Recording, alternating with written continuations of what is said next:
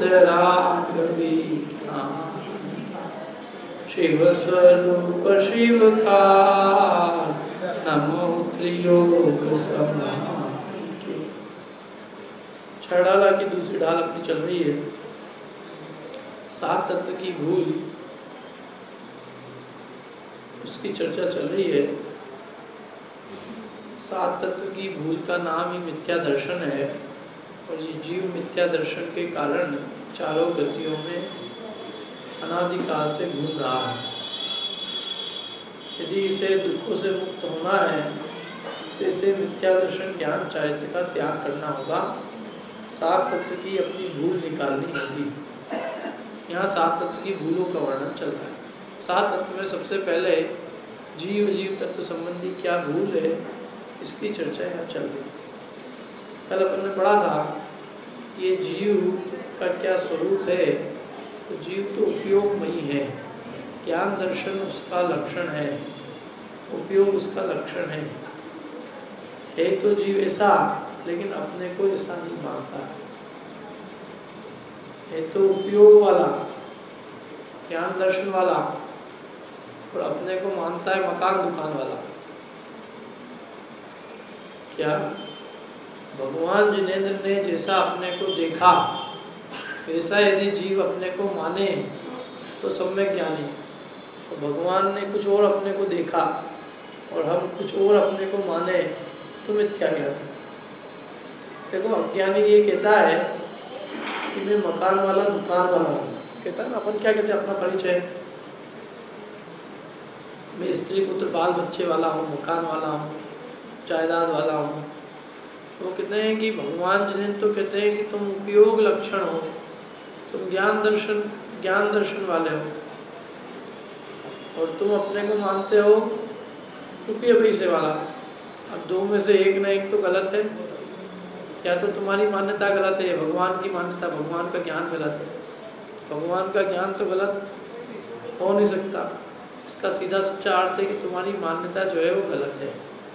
भगवान जिन्होंने जैसा तुमको देखा जाना है वैसे ही यदि तुम अपने को मानते हो तो जीव तत्व की यथार्थ श्रद्धा है। और यदि तुम अपनी मर्जी से कुछ भी मानो अपने आप को तो उसी का नाम मिथ्यात्व है। और यदि कदाचित जीव पुद्गल हो जाए और पुद्गल जीव रूप हो जाए तो ये जीव का कहना बन सकता है कि ये पुद्गल मेरा है, शरीर मेरा है। लेकिन ये शरीर के साथ रहता है तो भी शरीर का एक अंश भी जीव रूप नहीं होता और जीव का एक अंश भी शरीर रूप नहीं होता। हम कितने साल से शरीर में रह रहे हैं?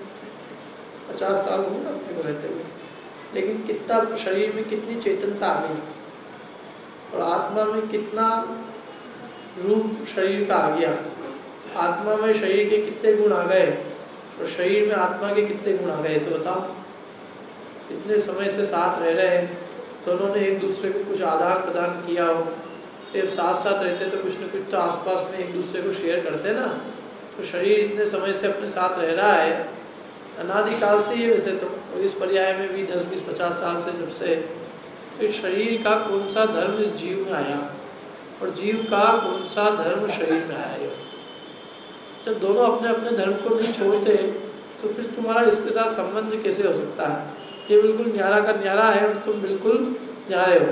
ये जड़ प्रगट गुपत तुम चेतन, इनसो ना ही तुम्हारो मेल। ये जड़ प्रगट, ये क्या है? जड़ है, अचेतन स्वभावी है। प्रगट में सामने के सामने देखो तो ये जड़ है, अचेतन है। और गुपत तुम चेतन, तुम कैसे हो?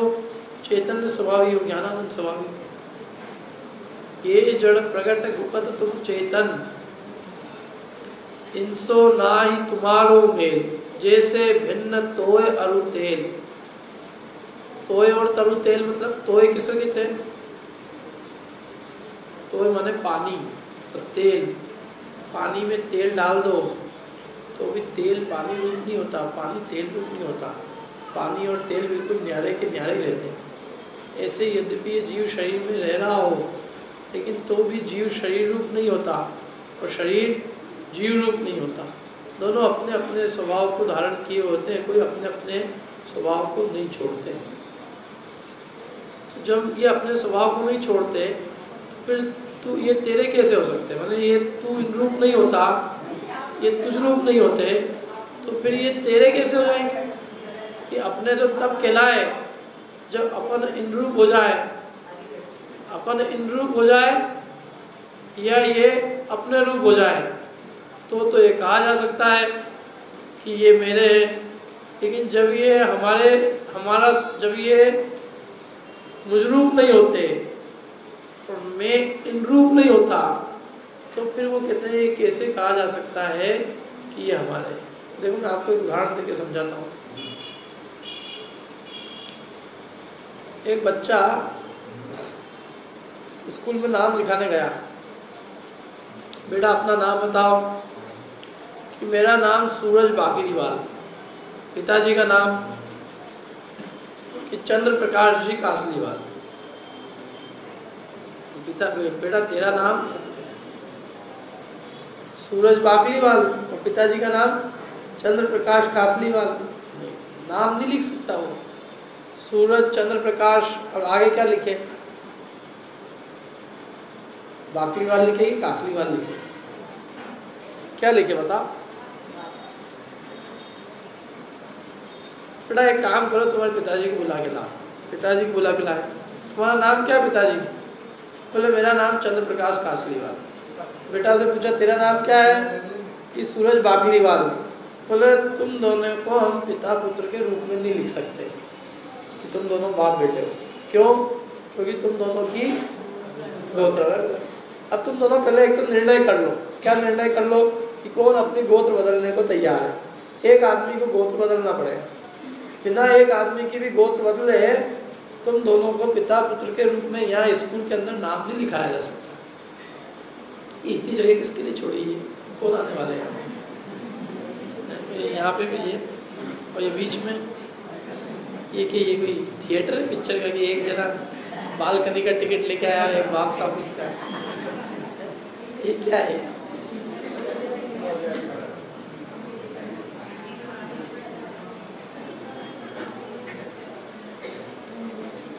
यहाँ तो फिर भी बहुत अच्छी व्यवस्था है, तो ऐसी भी जगह रहती है, तो बीच में बिठा देते हैं, पंडित जी को घेर के सब बैठ जाते हैं। फिर क्या भैया क्या करना है मेरे से? तो क्या बात चल रही थी अपनी, ऐसे नाम नहीं लिखा जा सकता उनको। क्यों नहीं लिखाया जा सकता? क्योंकि उनकी गोत्र अलग है। ऐसे आचार्य कहते हैं कि जीव अपना ये जो है पुद्गल को अपना नहीं कह सकता। क्यों नहीं कह सकता? क्योंकि पुद्गल का स्वरूप न्यारा है। यदि दोनों का स्वरूप एक हो तो हम दोनों में संबंध स्थापित कर सकते हैं कि ये उसका है, पुद्गल जो है शरीर उसका है। लेकिन जब शरीर के गुणधर्म बिल्कुल अलग अलग है और जीव के गुणधर्म बिल्कुल अलग अलग है तो उन दोनों में संबंध कैसे स्थापित हो सकता है? हाँ, एक तरीका है उन दोनों में संबंध स्थापित होने। क्या? यदि उन दोनों में से कोई भी गोत्र बदल ले तो पिताजी से पूछा भैया तुम अपना गोत्र बदलने को तैयार हो क्या? तुम अपना नाम कासलीवाल की जगह बाकलीवाल के दो। मना कर दिया, मैं क्यों गोत्र बदल? बेटे से कहा बेटा तुम्हारा गोत्र बदल लो, तुम गोत्र बदल के क्यों अपना नाम कासलीवाल? नहीं, मैं भी गोत्र बदलने को तैयार। तो वो क्या करेंगे? स्कूल वाले दोनों को भगा देंगे कि तुम दोनों बाप बेटे हो ही नहीं सकते, फालतू की बात करने आया। फिर वो कहे नहीं साहब, मैं इनका गोदी आया हूँ। तो बेटा गोदी आए होते ना, तो गोदी तो लिए ही इसलिए जाता है अपना गोत्र चलाने के लिए। सबसे पहले तेरा पिता जो है ना, तेरा सबसे पहले गोत्र बदलता, गोत्र बदल जाता है। गोदी का पुत्र भी हम नहीं मान सकते। अब ये तुम निर्णय कर लो, पिता पुत्र दोनों में से कोई न कोई एक को अपना गोत्र छोड़ना पड़ेगा। बिना गोत्र छोड़े स्कूल के अटेंडेंस रजिस्टर में नाम नहीं लिखाया जा सकता। ऐसे आचार्य देव कहते हैं कि भैया ये जीव पुद्गल को अपना कह सकता है, कोई दिक्कत नहीं है, कहो तुम आराम से। स्त्री पुत्र मकान ज़्यादा रुपया पैसा जिसको कहना हो कहो, शरीर को अपना कहो, कोई दिक्कत नहीं है। लेकिन एक शर्त है बस उसकी, उनको अपना स्वरूप छोड़कर तुझ रूप होना पड़ेगा। और अथवा दूसरा तरीका ये है कि तेरे को अपना स्वरूप छोड़कर उन रूप होना होगा। इन दोनों में से किसी न किसी को तो अपना रूप छोड़ना पड़ेगा। दोनों अपना रूप छोड़े ही नहीं, और फिर भी उन दोनों में हम संबंध स्थापित करना चाहें तो कहते हैं 3 काल में ये चीज संभव नहीं है। और आचार्य कहते हैं कि देखो हम क्या करें, ये अज्ञानी ये कहता है कि मैं स्त्री पुत्र मकान जायदाद रुपया पैसे वाला हूँ, और भगवान कहते हैं कि मैं ये जीव जो है ज्ञान दर्शन वाला है।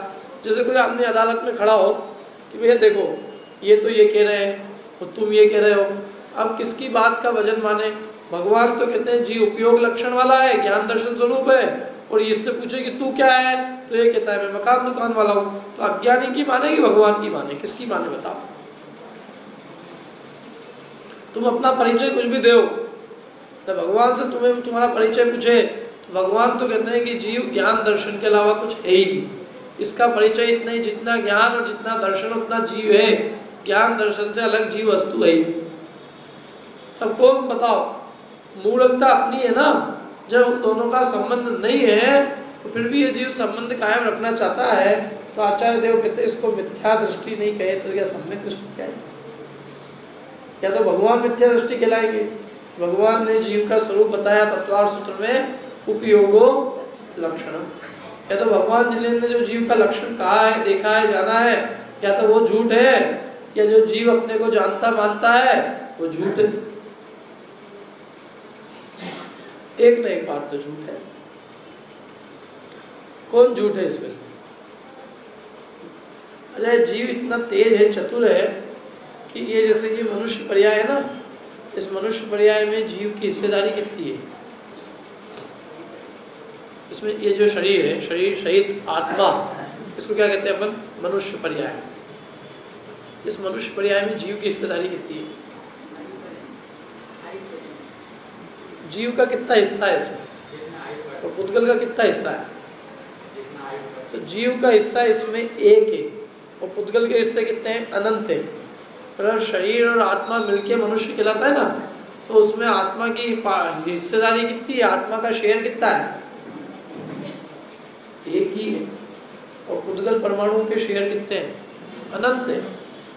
लेकिन फिर भी इन सबको मिला जुला के ये कहता है कि ये पूरा मैं हूँ। मैंने जैसे कोई आदमी से यदि अपन पूछे कि भैया तुम क्या करते हो, कि मैं ये जो आपको दिख रही ना, ये होंडा कंपनी, होंडा की गाड़ी आती है ना, जो कार, उसके मालिक है अपन। अच्छा तुम साइकिल से क्यों आते हो? नहीं वो बात अलग है, मालिक बना अलग है, साइकिल से आना अलग है। मैंने कहा एक काम करो, एक बार हमारे को होंडा कंपनी की शेयर करा दो, हम भी देखिए जरा कार वार कैसे बनती है, जरा शेयर करा दो ना हमारे को भी। नहीं वो तो अपन जा भी नहीं सकते। क्यों चौकीदार से अपने को पहले, चौकीदार घुसने नहीं देता, अपने को पहले उसका पास लेके आना पड़ता है। पास लेने के लिए अपन अप्लाई करें, फिर पास मिले और फिर अपन होंडा कंपनी में घुस सकते। तो मैंने कहा कि भैया फिर तो मालिक कैसे हो गए होंडा का? राजकुमार जी बचा के एक शेयर लेके आया वो कि देखो इसमें लिखा है कि होंडा कंपनी का तू मालिक है, एक हिस्सेदारी तेरी भी उसके अंदर है। तो एक हिस्सेदारी होने से तू क्या मालिक हो गया? यदि मालिक तो तब कहलाए जब कम से कम कितनी हिस्सेदारी हो उसके अंदर, कितने %? 51%। तेरी तो 1/करोड़% तेरी हिस्सेदारी है, और तू कह रहा है कि मैं उसका मालिक हूँ। ये चलेगा नहीं। मालिकाना हक के लिए कम से कम आधा से ज़्यादा होना चाहिए। ऐसी स्थिति इसकी जीव और शरीर से मिली हुई जो असमान जाति मनुष्य पर्याय है। असमान जाति मतलब इसलिए कि दो अलग अलग जाति के द्रव्यों की मिलके एक अवस्था बनी। एक जीव इसमें एक तो है जीव और अनंत पुद्गल परमाणु है शरीर, उन दोनों का एक पिंड बंधा तो उसको कहते हैं मनुष्य पर्याय। अब ये उस पूरी मनुष्य पर्याय को कहता है कि ये मेरी, मैं कौन? अपना परिचय देगा इस पूरे शरीर के साथ, जबकि इसमें अपनी हिस्सेदारी कितनी है? अपनी हिस्सेदारी तो एक ही है, इसमें चैतन्य आत्मा तो एक ही है और बाकी अनंत हिस्से इसमें पुद्गल के हैं। तुम्हारी 50% भी हिस्सेदारी इसमें नहीं है। जिसको तुम अपना कह रहे हो उसमें तुम्हारा हिस्सा तो 1/अनंतवा भाग है।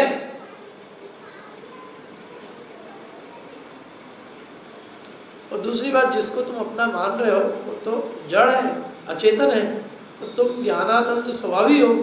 तुम ज्ञान और आनंद स्वरूप ही हो, और ये जड़ है, ये तो नया मिला है ये शरीर, और तुम चैतन्य आत्मा, तुम तो अनादि निधन हो। ये नया मिला है और नियम से नष्ट हो जाएगा।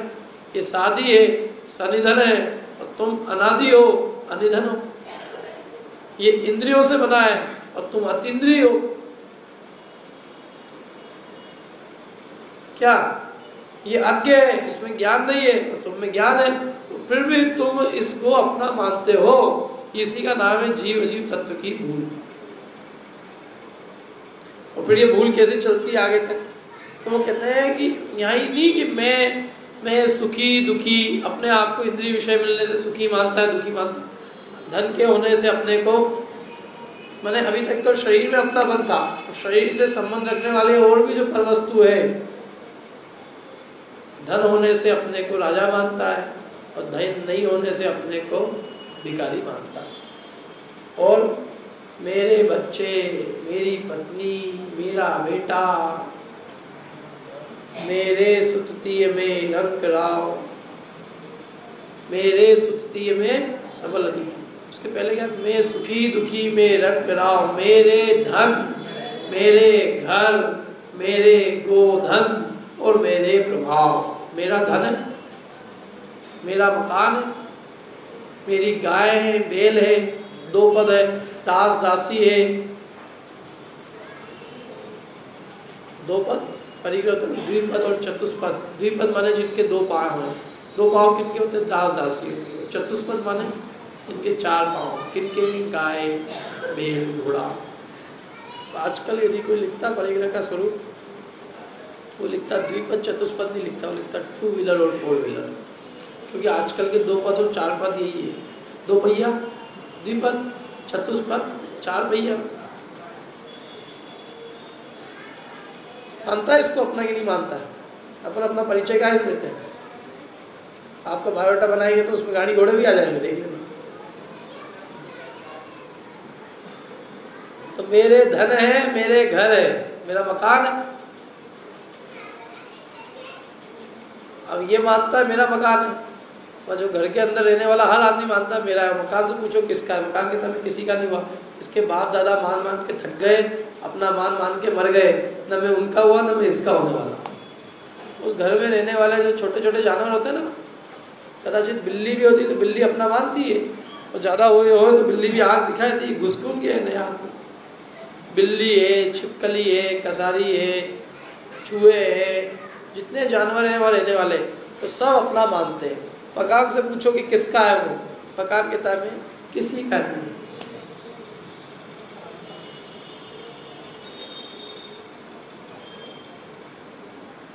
ये कहता है मैंने मकान को निकाल दिया, मैंने मकान बेच दिया। मैंने तो मकान को इसने निकाला कि मकान ने इसको निकाल दिया? मकान तो वहीं का वही नहीं, मकान वही खड़ा है। इसने कहाँ निकाल दिया मकान को? कहाँ निकाल कहीं रख दिया कि मकान ने इसको निकाल के बाहर कर दिया? ये निकालता है मकान को कि मकान इसको निकालता है? ऐसा जीव मानता है। जो भी है, कहने का तात्पर्य है कि इसकी ये धारणा है कि ये सब चीज़ें मेरी है। इसका नाम है जीव अजीव तत्व संबंधी भूल। मेरे धन, मेरे मकान, मेरे गोधन और मेरा प्रभाव। और ऐसा नहीं कि कोई अभी वर्तमान में कोई चीज़ हो ये उसको ही अपनी मानता हो। ये बहुत समझदार चतुर प्राणी है। ये तो भूतकाल की, भविष्यकाल की, उन सारी चीज़ों में भी अपनापन किए हुए। आचार्य देव तो कहते हैं कि जो अभी वर्तमान में अपनी है, जो अपना रुपया पैसा है अभी वर्तमान में अपने पुण्य के उद्देश्य से जो अपने पास है, वो भी अपना नहीं है। और ये आदमी तो जो चीज़ नहीं है उसमें भी अपनापन करता। अभी हम एक जगह ठहरे थे तो वो आदमी मंदिर के दर्शन करने ले जाता था। एक दिन जो है वो दूर रास्ते से कहीं घुमा फिरा के ले गया। मैंने कहा भैया आज इतनी लंबे रास्ते से कहाँ ले जा रहे हो? पहले ये हाथ पैर दुख रहे हैं, कहाँ ले जा रहे हो? बोला आपको एक चीज़ दिखानी है। मैंने कहा अच्छा कोई नए मंदिर के दर्शन कराने हुए? अरे मंदिर नहीं, आपको एक चीज़ दिखानी। दिखाओ भैया अच्छे से कोई चीज़ दिखा रहे। फिर दिखाई उसने, एक बहुत बड़ी हवेली थी, अच्छी बहुत बड़ा महल जैसा मकान। बोले दिख रहा आपको? मैंने कहा दिख तो रहा है। बोले अपना ही है। मैंने कहा अच्छा इतना बढ़िया मकान तुम्हारा है तो तुम यहाँ कहाँ रह रहे हो? वहाँ एक छोटे से मकान। बोले नहीं ये अपना था ये, लेकिन अपने को पैसे की ज़रूरत पड़ी तो अपन ने इसको 50 लाख में निकाल दिया। मैंने कहा अच्छा, अभी तक पैसे नहीं आए तुम्हारे? पैसे नहीं आए जब भी तुम ये कह सकते हो कि अपना है। नहीं नहीं, पैसे तो कब से ही आ गए, अपन ने रजिस्ट्री कराने पहले ही पैसे ले लिए थे। तो पैसे आ गए, फिर पैसे खर्च भी हो गए। मैंने कहा फिर तुम्हारा कैसे? अपना ही है। मैंने कहा हद हो गई यार आदमी की है। पैसा भी जेब में आ गया, पैसा खर्च भी कर लिया, और आज भी ये पंडित जी को कह रहे हैं कि पंडित जी ये मकान अपने। फिर घर आए, मैंने कहा भैया अब तो अपना घर आ गया। बोले नहीं साहब ये तो किराए का। तो मैंने कहा किराए का है, तुम तो सुबह कह रहे थे कि अपना ही है। बोले हाँ किराए का है और अपने ही एक ही तो बात है। कौन किराए से खाली करना है? जितने का मकान है उतने तो अपन पैसे निकाल ही लेंगे इसमें। किराए का तो अपना ही है साहब, आपको मालूम नहीं? किराए का जिसका होता है उसका खुद का ही हो जाता है। अच्छा, फिर अगले दिन एक दिन और घुमाने लगे बाहर, शहर के बाहर कहीं दूर। फिर वहाँ इन्होंने एक जगह दिखाई, एक मकान दिखाया। बोले ये दिख रहा है आपको, कैसा लगा ये मकान? मैंने कहा अच्छा है। बोले ये भी अपना ही मकान है। मैंने कहा तो तुम इसमें ही रह लो ना, यदि ये भी मकान अपना ही है तो। बोले नहीं नहीं, इसको तो खरीदने का विचार चल रहा है। मैंने पैसे वैसे, बोले पैसे अभी कुछ नहीं दिए, केवल विचार चल रहा है। तो मकान तो ना वो वाला अपना है जो बेच चुके हैं, न जिसमें रह रहे हैं वो इनका है, और न मकान जो खरीदा है वो इनका है। लेकिन भैया जी की बुद्धि तो देखो, ये भी मेरा है, ये भी मेरा है, और ये भी मेरा है। आचार्य देव क्या कहते हैं, जहाँ देह अपनी नहीं तहाँ न अपनों कोई। और ये भैया जी के तो जो अपने नहीं है वो भी अपने हैं। अब बताओ, मैंने कहा तुम रोज सुबह सुबह पढ़ते हो 12 भावना, वो किसको? बोले तो भगवान को सुनाते हैं, अपन अपने लिए तो ही सुनाते हैं। भगवान को कहते हैं भगवान तुमने सुनी कि नहीं सुनी? जहाँ दे अपनी नहीं। क्या अर्थ है इसका, कुछ विचार किया? बोले वो तो अपन ने शास्त्र में पढ़ी है, शास्त्र पढ़ के अपन सीख लेते ना कोई बात, तो शास्त्र की पढ़ी पढ़ाई अपन ने सीख ली, तो अपनी कुछ भी बात नहीं है। जैसे क्या होता है कभी कभी कोई अपने को कुछ चीज़ स्कूल में सिखाई जाती है ना, जैसे समझ लो अपने को किसी को चिट्ठी लिखनी हो तो हम चिट्ठी लिखते हैं, परम प्रिय रमेश, मैं यहाँ कुशल पूर्वक हूँ, आशा करता हूँ तुम भी कुशल पूर्वक होंगे। और नीचे लिखता है सादर चरण स्पर्श, तुम्हारा परम प्रिय मित्र।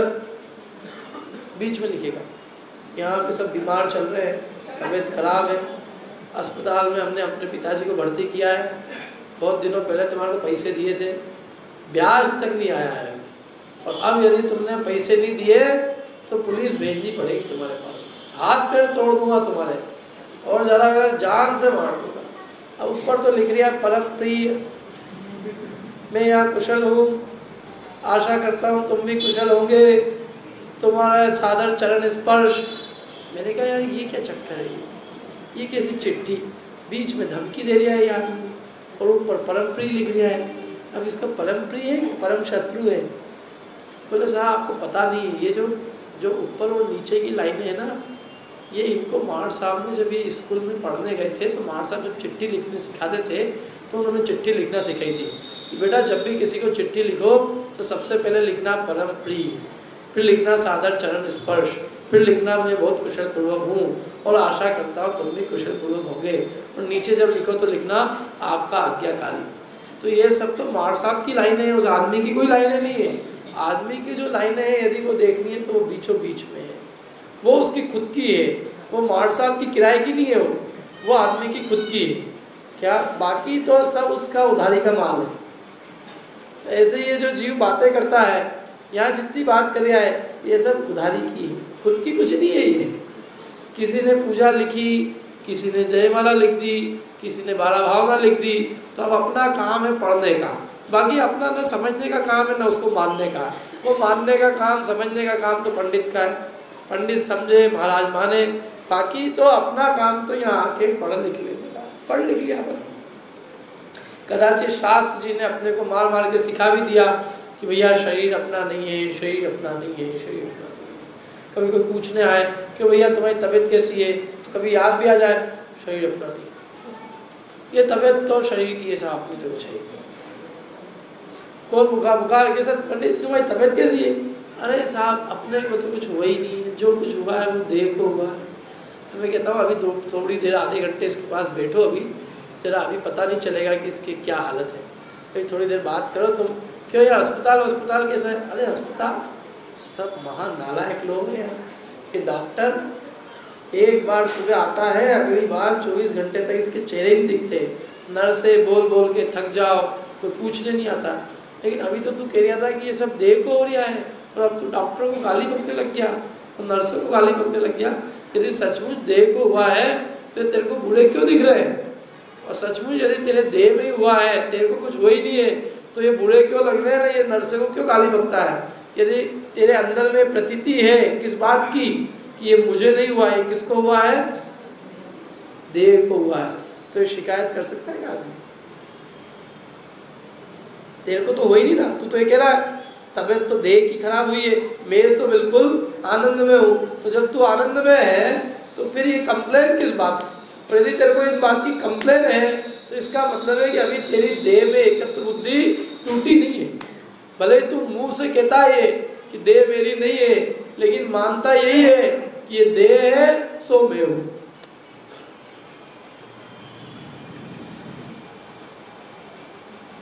देह और आत्मा की भिन्न भिन्नता की चर्चा चलती है। शरीर अलग है, आत्मा अलग है, तो आदमी ऐसा बैठा बैठा सुनता है। शरीर अलग है, आत्मा अलग है, शरीर एक अलग पार्टी है, आत्मा एक अलग पार्टी है। पता नहीं किसका शरीर अलग है और किसकी आत्मा अलग है। अपने तो क्या लेना देना, अपना धंधे पानी करो, रोटी पाटला करो। अभी दुकान पे जाना है तो पंडित जी बैठे बैठे कह रहे थे किसी की आत्मा अलग है और किसी का शरीर अलग है। किसका आत्मा अलग है, किसका शरीर अलग है, अपना क्या पता है? मैंने ये आदमी को ऐसा लगता ही नहीं कि खुद मेरी चर्चा चल रही है। वो यहाँ बैठता भी है, शरीर आत्मा की भिन्नता की चर्चा सुनता है, तो ऐसे सुनता है जैसे शरीर भी कोई अलग पार्टी है और आत्मा भी कोई एक अलग पार्टी। अभी अपने क्रिकेट के मैच होते हैं ना, तो एक तो मैच होता है केन्या और जिम्बाब्वे का। तो केन्या और जिम्बाब्वे का मैच हो तो केन्या वाला चौका मारे तो अपन ऐसे बिल्कुल निरुत्साह भाव से, कौन ने मारा? केन्या वाले ने। अच्छा, वो केन्या वाला आउट हो जाए कोई फर्क नहीं पड़ता, अच्छा ही आउट हो गया। और यदि भारत पाकिस्तान का मैच चल रहा हो तो नींद आराम हो जाती है आदमी की। एक तो सो रहा हो तो जाग जाए एकदम। यदि इंग्लैंड का पाकिस्तान का खिलाड़ी आउट हो जाए, ओ कौन आउट हो गया। और यदि भारत का खिलाड़ी यदि चौका मार दे, तेंदुलकर चौका मारे, फिर देखो कैसी गुलगुली छुटती है, ऐसा लगता है खुद ही खेल रहा हो जैसे। तो ऐसा क्यों है? जिम्बाब्वे और केन्या के मैच में मज़ा नहीं आता है और भारत पाकिस्तान के मैच में खूब मज़ा आता है। ऐसा क्यों है बताओ? क्यों? क्योंकि उसमें एक पार्टी अपनी है और वो पाकिस्तान की पार्टी बहुत शत्रु पार्टी है, महाशत्रु। जो मज़ा भारत जिम्बाब्वे में नहीं आता वो भारत पाकिस्तान में आता है कि नहीं आता है? तो उसमें क्या है? उसमें अपना अपनापन है। किसमें अपनापन है? एक पार्टी में अपना अपनापन है और एक पार्टी में क्या है? परायापन है। तो इसलिए अपने को उसकी चर्च उसको देखने में मज़ा आता है। अब ये जो है आत्मा और शरीर की चर्चा, ना अपना शरीर में परायापन है ना आत्मा में अपनापन है, तो इसलिए हमें ऐसी चर्चा लगती है कि किसी और की बात चल रही हो क्या। इसमें आदमी इन्वॉल्व ही नहीं होता कि ये खुद मेरी चर्चा है क्या। यहाँ जिस देह की निंदा कर रहे हैं वो देह भिन्न है, शरीर अपवित्र है, गंदा है, मलमूत्र से भरा हुआ है, नवद्वार है। कभी कभी तो आदमी कहता है पंडित जी क्यों काय ऐसी गंदी गंदी कह रहे हो, अभी यही शरीर अपने साथ में है, थोड़ी अच्छी बात करो इस शरीर की। और आत्मा में अनंत ज्ञान है, दर्शन है, सुख है, वीर है। किसके आत्मा की? किसने देखे आत्मा की? कौन आत्मा की बात कर रहे हो? मैंने आत्मा तो जैसे कोई आत्मा कोई दूसरी चीज़ है और शरीर तो जैसे कोई खुद का है। इसलिए शरीर की अपवित्रता के गीत गाते हैं तो उसको बुरे लगते हैं, और आत्मा की महिमा के गीत गाते हैं तो उसको लगता है पता नहीं किसकी बात कर रहे हैं। क्यों? क्योंकि इतना परायापन है आत्मा में और शरीर में इतना अपनापन है कि उसकी जीव अजीव तत्व संबंधी भूल निकलती नहीं। जैसे किसी और की बात कर रहा हूँ, पंडित जी के शब्दों में कहे तो ये देह और आत्मा को ऐसे भिन्न बतलाता है जैसे कोई और की भिन्नता बतलाता हो।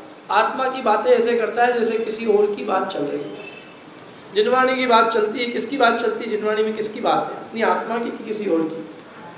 अपनी आत्मा की बात है ना, लेकिन ये अपनी लगती है कि अपनी बात है। और बाजार के भाव, सोने चांदी के भाव, शेयर बाजार के भाव, रुपये पैसे के भाव, अरे भाव तो दूर की बात है, अभी अपने पर पदार्थों से कोई अपनी महिमा गाए, अपना परिचय दे कि इनके पास में इतना माल है, इतनी दुकानें हैं, इतने मकान हैं, इतना सोना है, इतना चांदी है। 1 घंटे भर तक अपने शरीर का और बाहरी वस्तु का कोई परिचय दे, उनको थकान नहीं लगेगी। और 15 मिनट भी कोई अपनी आत्मा का परिचय दे, गारंटी से कह सकता है थकान लगती है उसको। क्यों थकान लगती है? अपनापन शरीर में है, अपनापन आत्मा में है ही नहीं। अपनापन आत्मा में हो तो आत्मा की चर्चा सुनने में थकान नहीं लगे, शरीर की चर्चा सुनने में थकान लगे। जिसमें अपनापन होगा उसी की तो चर्चा सुनना पसंद करेगा, जिसमें अपनापन नहीं होगा उसकी चर्चा क्यों सुनना पसंद करेगा। केन्या में और जिम्बाब्वे में अपनापन नहीं है। अपनापन किस में है? 11 खिलाड़ियों में है, भारत के खिलाड़ियों में। भारत में अपनापन है तो भारत में अपनापन होने से भारत की चीज़ सुनने में अच्छा लगता है।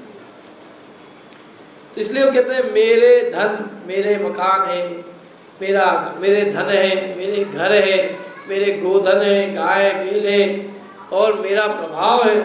मैं खड़ा हो जाऊँ तो फिर देखो आप मेरे को, लोग मानते हैं मेरे को। मैं निकलता हूँ बाजार से तो 4 लोग खड़े हो जाते हैं। किसका है प्रभाव? अभी मर के कुत्ता हो जाएगा, और जब 4 जने, जब तू निकलेगा ना तो 4 जने मिलके तेरे को मारेंगे। किसका प्रभाव है? ये तो असमान जाति मनुष्य पर्याय का है, और वो क्षण भंगुर है। और आगे क्या कहता है? मेरे सुत, मेरे बच्चे, मेरा बच्चा है। कब तक? जब तक अनुकूल रहे तब तक। और प्रतिकूल हो जाए तो अखबार में नाम देवे, इससे मेरा कोई संबंध नहीं। जो कोई इसको पैसे देगा वो खुद जिम्मेदार होएगा, मेरे पास पता नहीं। अभी तो कल तक तो मेरा था, अभी क्या हो गया कि नहीं मेरा काय का, शत्रु है मेरा। मेरे सुत तीय, मेरी पत्नी भी, पत्नी के भी उसमें बदलने में देर नहीं लगती। अभी कहता है मेरी है, और अभी उसी से पत्नी से राग टूट जाए तो उसी से तलाक लेने के लिए कोर्ट के चक्कर लगा। पहले शादी करने के लिए कोर्ट के चक्कर लगा लिया था।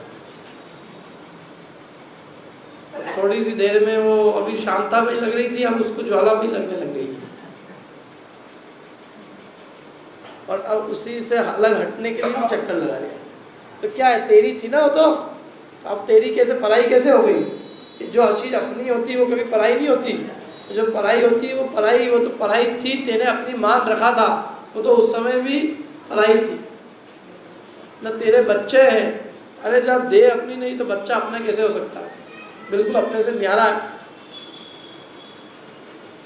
मेरे सुत मेरे थी, ये मान्यता करता। और क्या कहता है? मेरे सुत थी में सबल दीन, में बलवान हूँ, मैं बहुत बलवान हूँ। शरीर के बल से अपने को बलवान मानता है, अथवा शरीर के निर्बल होने से अपने को निर्बल मानता है।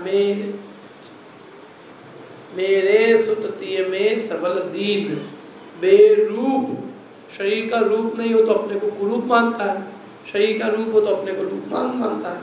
बेरूप सुभग, मैं बहुत भाग्यवान हूँ। पुण्य के उदय से अपने को भाग्यवान मानता है। पुण्य के उदय से अपना भाग्य कायम है। बताओ हम किसको पुण्य का उदय मानते हैं? पैसा आ जाए वो अपने पुण्य के उदय से आया, ठीक है। मैं कहता हूँ चलो पैसा पुण्य के उदय से आया, पैसे से मिलेगा क्या? 5 इंद्रिय के विषय भोग यही मिलेंगे ना। खाने को मिल जाएगा, एयर कंडीशनर, गर्मी में ठंडी मिल जाएगी, ठंडी में गर्मी मिल जाएगी, मीठा खाने को मिल जाएगा, नमकीन खाने को मिल जाएगा। अब वो 5 इंद्रिय के विषय भोग भोगने का जो भाव है वो पुण्य भाव है कि पाप भाव है? पाप भाव है ना। पाप भाव से पाप बनता है कि पुण्य बनता है? पाप ही बनता है। तो पंचेंद्रिय मतलब धन होने से अपने को मिला क्या? पाप का बंध हुआ, पुण्य का बंध तो नहीं हुआ। तो जिसके फल में पाप बंध हुआ और जिस पाप बंध के फल में अपने को नरक निगोद मिलेगा, तो वो धन पुण्य के उदय से आया कि पाप के उदय से? उसका फल क्या, उसका आखिरी रिजल्ट क्या है ये तो बताओ। उसका अंतिम रिजल्ट तो पाप बंध है, और पाप बंध के फल में तो दुर्गति है। तो वो धन किस काम का कि जो धन हमें दुर्गति ले जाए? क्योंकि धन के भोगने का भाव तो पाप भाव है, धन के भोगने का भाव पुण्य भाव तो नहीं कहा जा सकता। बोले नहीं साहब, आ तो जाए एक बार आ जाए फिर उसको मैं छोड़ दूंगा।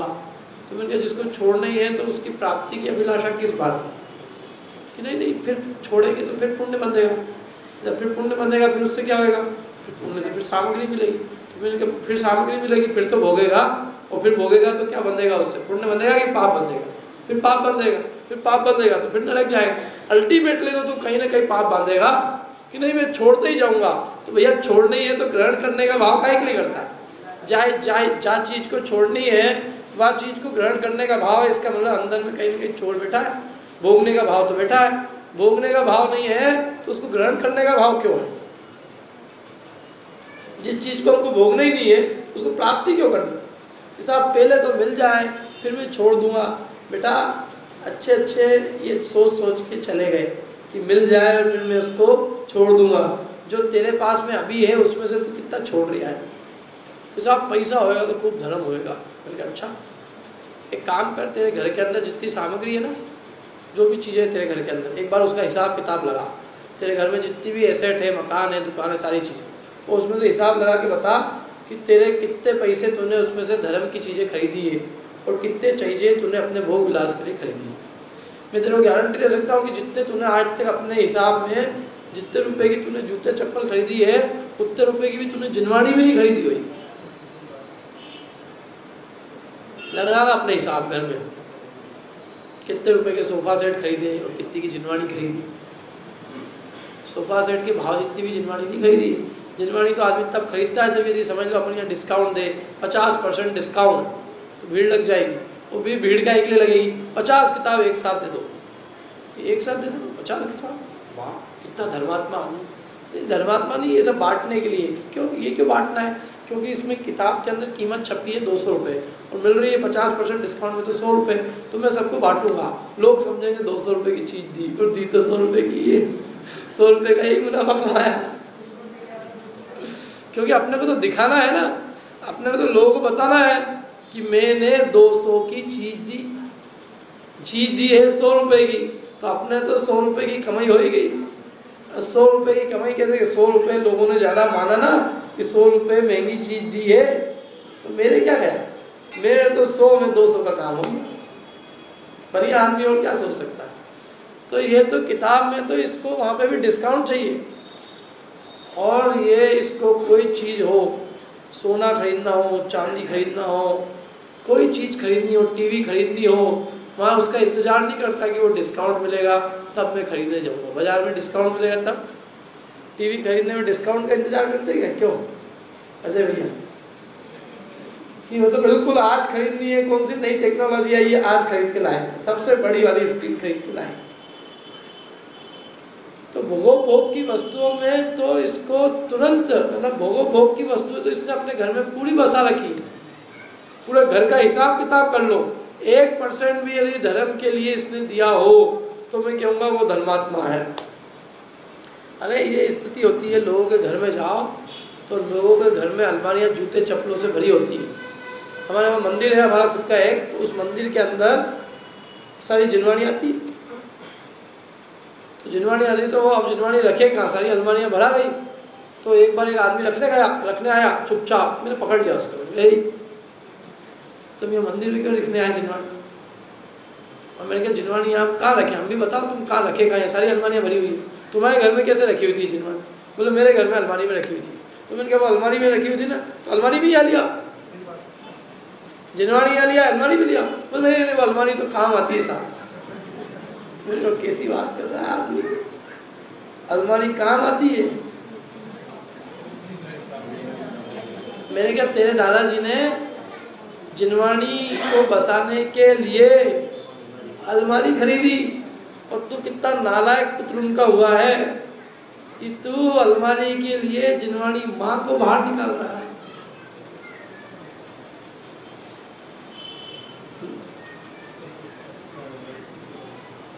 मैंने कहा कि वो पिताजी जो है आज जिंदा नहीं है, नहीं तो अपने सामने देखते कि माँ बाहर निकल रही है तो उनका हृदय के ऊपर क्या बीतती। जिस माँ को उन्होंने इतने आदर से उसके लिए उन्होंने अलमारी की अलमारी खरीदी, और ये देखो तो सही है कैसा हुआ है। अरे साहब वो अभिनय होती है। मैंने कहा चप्पल जूतों की बहुत विनय हो रही है वहाँ पे, वो तो तेरे सिर के भी ऊपर रखे हुए हैं वहाँ पे, पूरा एक रैकेट भरा हुआ है। तेरे बच्चे के जूते अलग है, उसकी एक चप्पल अलग है, पार्टी के जूते अलग है, घर में पहनने की चप्पल अलग है। मैंने कहा चप्पल जूतों के लिए तो अभिनय नहीं हो रही है, वो जिनवाणी वहाँ की अभिनय हो रही है। अरे रात बिरात कभी बेटे बच्चों को कभी नींद नहीं लगी, और कोई दुख का संकट का काल आया, और कभी कदाचित कोई घर के अंदर कहीं देखी कोई किताब पढ़ने का भाव आया और पढ़ी, और कोई चीज़ उसको अच्छी लगी, थोड़ा दुख कम होएगा तो उसको आनंद के कारण से जिनवाणी के अंदर लग जाएगा। वो तेरे पिताजी ने इसलिए बसाई थी क्योंकि रात बिरात को मंदिर नहीं खुले रहते। समझ लो रात को 2 बजे नींद नहीं आई, घोर संकट आया कोई, तो क्या याद आएगी आदमी को? कभी न कभी संकट के काल में हो सकता है वो जिनवाणी पढ़े, कोई चीज़ उसको रुझ जाए, उसका दुख कम हो जाए, कोई तीव्र पाप का उधर टल जाए। इसलिए तो उसके पिताजी ने बसाई थी, क्योंकि यही तो है इस काल के अंदर अपन पढ़ते हैं कि जो जाग के और जिनवाणी नहीं, वो तो सेनी होके भी असेनी है, पशु आदमी होके भी जानवर है। जानवर में और आदमी में क्या अंतर? जानवर भी भोग भोगता है, आदमी भोग भोग रहा है। अंतर क्या है कि हमारे माता पिता ने हमको धर्म के संस्कार दिए, हमारे पूर्वजों ने हमको ये जिनवाणी दी। क्या हमारे पूर्वजों ने हमको देवशास्त्र गुरु के बारे में बताया? ये नहीं हो तो अपना जीवन और पशु के जीवन में क्या अंतर है यार बताओ। खाता वो भी है, अपन भी खा रहे हैं, वो भी भोग भोगता, अपन भी भोग भोग रहे हैं, वो भी परिग्रह तो वो भी जोड़ लेता है। कुत्ते बिल्ली भी कुछ ना कुछ जोड़ के रखते हैं अपने पास में, रोटी छुपा के रखेंगे, चींटी भी अपने बिल के अंदर शक्कर वक्कर छुपा के रखती है, कभी मौका नहीं आएगा तो जरूरत पड़ेगी तो काम है। तो तुमने और उसमें आदमी में और जानवर में अंतर क्या है? अंतर जो है वो केवल धर्म का ही तो अंतर है, और वही तुम्हारे जीवन में नहीं रहा तो तुम में और पशु में मैं तो नहीं मानता कोई अंतर। लेकिन आज लोगों के घरों में देखो भोगो भोग सामग्री का ढेर लगा हुआ है। क्या हमारे पूर्वजों को हमने देखा कि रहते थे, एक लकड़ी का पाटा है उस पर ले ली आराम से, बैठने के लिए हुई, नीचे एक चटाई बिछा दी, दरी बिछा दी, बैठ गया आराम। और अब तो वो वहाँ है जिसके घर में जाओ तो बैठने की जगह, नीचे कहाँ बैठो, नीचे बैठने की जगह ही कहाँ है।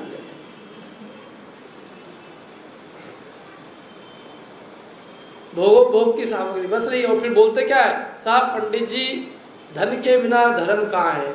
मैंने कहा कि जितना धन है वो कहाँ धर्म में लग रहा है, और धन इकट्ठा कर करके कौन से धर्म में लग जाओगे? काहे के लिए धन को आरोप देते हो कि धन के बिना धर्म नहीं होता?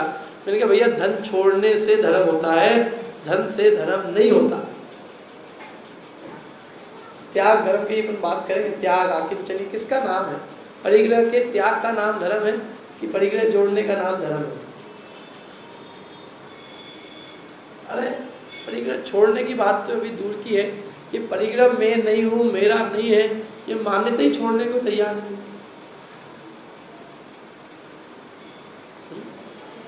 मेरे बच्चे, मेरी पत्नी, इस जीव को माने ये परद्रव्य के अलावा और कुछ सूझता ही नहीं। दिन रात ये शरीर, स्त्री, पुत्र, मकान, जायदाद, इसके अलावा उसका आत्मा के बारे में रंच मात्र भी चिंतन नहीं है।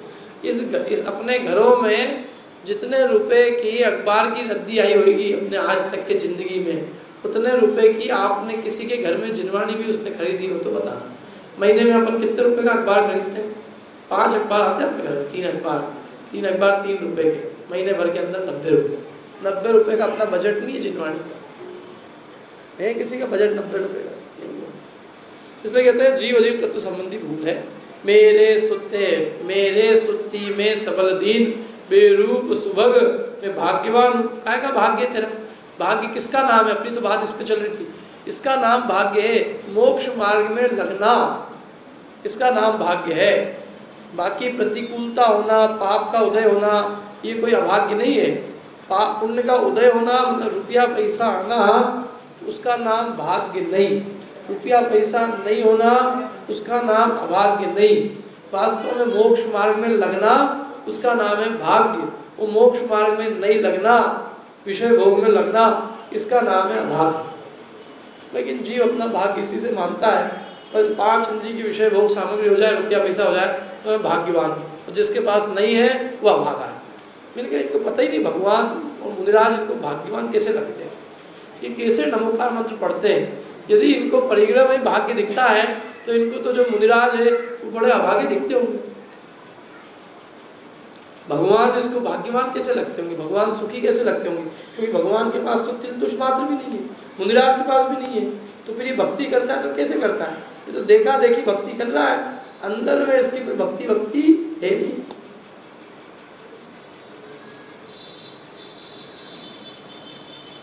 कुल क्रम की भक्ति है। कुल क्रम से मतलब चूंकि अपने को के रखा है इसलिए अपन मान रहे हैं। वास्तव में यदि सचमुच ये माने कि भाग्य तो कैसे है, भाग्य अपना कहा है इसके अंदर, भाग्यवान कौन है बताओ, भाग्यवान कौन है? रुपये पैसे से भाग्य है कि रुपये पैसे का राग नहीं है उनको भाग्य है? अपन पढ़ते हैं इसमें छेड़ाला में, मुन्नी सकल व्रति बड़ भागी भव भोगन ते वैरागी। मुनिराज है बड़े भाग्यवान। कैसे भाग्यवान है? सकल व्रति माने उन्होंने परिग्रह का त्याग किया है, इससे वो भाग्यवान है। परिग्रह है इससे भाग्यवान नहीं है। भाग्य किससे है? बड़ा कौन है? बड़ा कौन है? जिसने परिग्रह का त्याग कर दिया है वो बड़ा है, जिसने परिग्रह का ग्रहण किया है वो बड़ा नहीं है। परिग्रह ग्रहण से तो नीचता है और परिग्रह के त्याग से उच्चता है। तो मुनिराज बड़े भागी है। क्यों बड़ भागी है? क्योंकि भव भोगन ते वैरागी। भव माने चार गति रूप संसार और भव भोग माने पांच इंद्रिय के विषय भोग, इनसे उनको वैराग्य है, इसलिए वो बड़े भागी है, बड़ भागी है। और हमको इनसे अनुराग है इसलिए हम बड़े अभागे हैं। मुनि सकल व्रति माने अहिंसा व्रति, सत्य व्रति, अचौर्य व्रति, ब्रह्मचर्य महाव्रति और परिग्रह त्याग महाव्रति है, इससे वो बड़े भाग्यवान। और संसार शरीर भोगों से उनको वैराग्य है इसलिए वो बड़े भाग्यवान है। और हमको इनसे अनुराग है इसलिए हम अभागे। अपन बोल सकते मुनि सकल व्रति बड़ भागी, ग्रस्त अव्रति अभागा, भव भोगन ते रागा। छेड़ा पड़ी थोड़ी बहुत जो बड़े बुजुर्ग लोगों से मेरा निवेदन है, अब तो बहुत कुछ जिंदगी की गुजर गई है, वो थोड़ी सी बची है। अब थोड़ी सी जो बची है तो जितनी भीड़ अपने को आज दिख रही है यहाँ पे, जितनी भी थोड़ी बहुत भी जो भी है, कम से कम 12 महीने इसी रेवे तो मैं समझूं कि अपना आना सार्थक है। और नहीं तो प्रदूषण का छूटा बाढ़ना और मंदिर का प्रदूषण का वो पाड़ना और मंदिर का छूटा बाढ़ना, खत्म काम। अपने गला खराब हुआ, अपनी तबीयत खराब करके अपन चलेगा, वो कुछ नहीं मिला आपने। बाकी क्या हुआ, लोगों के लिए तो एक मनोरंजन हो गया 1 घंटे तक थोड़ा बहुत। भाई अपने जीवन में यदि कुछ पलटाव नहीं आए, बदलाव नहीं आए तो अपने को क्या लाभ मिला उसका? क्या अद्भुत चीज़ें आचार्यों ने क्या बात बताई है। वो कहते हैं कि भाई जिसको तू अपना मान के रात दिन एक कर रहा है वो वस्तु तेरी 3 काल में कभी हुई नहीं, हो सकती नहीं। और जो तेरा अपना स्वरूप है, चैतन्य का स्वरूप, उसमें तूने आज तक अपनापन किया तो तू अभागा है। भाग्य इसमें नहीं है, लेकिन ये भाग्य मानता है तो कहते हैं जीव अजीव तत्व संबंधी भूल है। बेरूप सुभग और अपने आप को क्या मानता है? मूढ़क। लौकिक रीति नीति नहीं जाने तो अपने आप को मूढ़क मानता है, लौकिक रीति नीति जाने तो अपने को प्रवीण मानता है। कहते हैं लौकिक रीति जानने से, लौकिक एजुकेशन से कोई प्रवीण नहीं होता, और लौकिक रीति नहीं जाने तो उससे मूढ़क नहीं होता। मूढ़क और प्रवीणता किससे है?